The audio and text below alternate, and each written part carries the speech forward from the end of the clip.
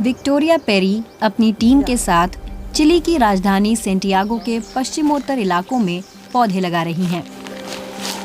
यहाँ सेरो रेंका पहाड़ियों में पिछले 5 सालों में 70,000 से ज्यादा पौधे लगाए गए हैं। हमें तनों के आसपास थोड़ी जगह छोड़ने की जरूरत है। ये बहुत जरूरी है। गड्ढे काफी हद तक एक बराबर होने चाहिए ताकि जब पानी बरसे तो वहाँ जमा हो सके। तो गड्ढे वाला हर एक पौधा बारिश का पानी जमा करेगा। ये कटाव को रोकेगा। हर नया पौधा इस काम आता है। वो मिट्टी बहने से रोकते हैं। फिलहाल पहाड़ी हरी और स्वस्थ दिख रही है, लेकिन जलवायु परिवर्तन के चलते बढ़े तापमान और सूखे से गर्मी के मौसम में ये इलाका पूरी तरह सूख जाता है। जब बारिश होती है तब ये पहाड़ी की तलहटी में रहने वाले लोगों के लिए खतरा पैदा कर सकता है। बारिश जमीन को कमजोर कर सकती है, जिससे भूस्खलन हो सकते हैं। इसे रोकने और भूमि को सुरक्षित बनाने के लिए पेड़ लगाए जा रहे हैं। वो मिट्टी में नमी को भी संचित कर इलाके को ठंडा रखते हैं। लक्ष्य है हरे भरे इलाके तैयार करना जो प्राकृतिक एयर कंडीशनिंग सिस्टम जैसे हों। सच में ये जिंदगी बचा सकते हैं। रेंका सेंटियागो का सबसे गर्म इलाका है। ये गर्मी यहाँ के कई लोगों पर बहुत भारी पड़ रही है। ये बहुत गर्म है। गर्मियों में आपको सचमुच इसका एहसास होता है। इस साल हाल और बुरा होगा। बुजुर्ग एसी का खर्च नहीं उठा सकते। गरीबों के लिए ये मुश्किल है। वे सिर्फ ठंडा पानी इस्तेमाल कर सकते हैं। उन्हें धूप से बचना होता है। चिंता होती है। मैं सांस नहीं ले पाता। मैं अपनी पत्नी से कहता हूँ कि ऐसी गर्मी मैं नहीं झेल पाऊंगा। इन गर्मियों में रेंका में तापमान करीब 40 डिग्री सेल्सियस रहने का अनुमान है। इस तरह की गर्मी अभूतपूर्व है, ये कहना है विक्टोरिया पेरी का। और इसके फलस्वरूप इस दिसंबर में गर्मी से होने वाली मौतों में बढ़ोतरी देखी गई है। फिर से वन लगाने वाले इस प्रोजेक्ट का मकसद इस स्थिति को खत्म करना है। हरे भरे इलाके सर्दियों में न्यूनतम तापमान और गर्मियों में अधिकतम तापमान को नीचे लाने में मदद कर सकते हैं।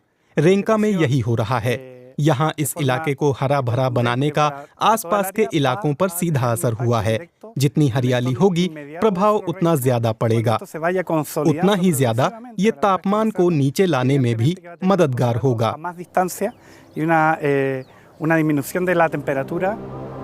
गर्मी और सूखे से लेकर कचरा और वायु प्रदूषण तक सेंटियागो के सामने पर्यावरण से जुड़ी कई सारी चुनौतियां हैं।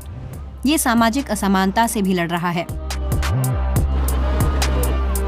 अमीरों और गरीबों के बीच की खाई यहाँ पिछले कुछ वर्षों में हुए विरोध प्रदर्शनों और हिंसा की वजहों में से एक रही है।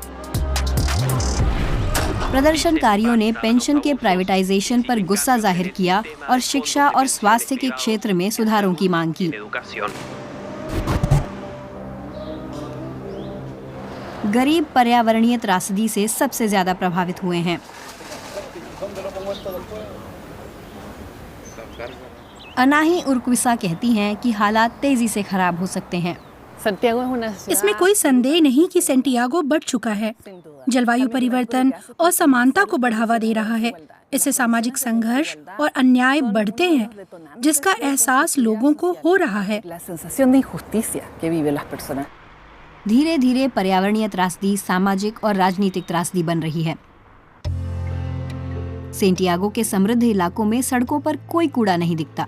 सार्वजनिक सेवाएं अच्छे से काम करती हैं। यहाँ बहुत सारे हरे भरे इलाके और पार्क हैं। हवा भी ज्यादा ठंडी और साफ है। ऐसा इसलिए है क्योंकि उन्हें सरकारी खर्च का ज्यादा लाभ मिलता है। कंपनियां और बिजनेस जो कर्ज चुकाते हैं, उसका बड़ा हिस्सा इन डिस्ट्रिक्ट्स में खर्च किया जाता है।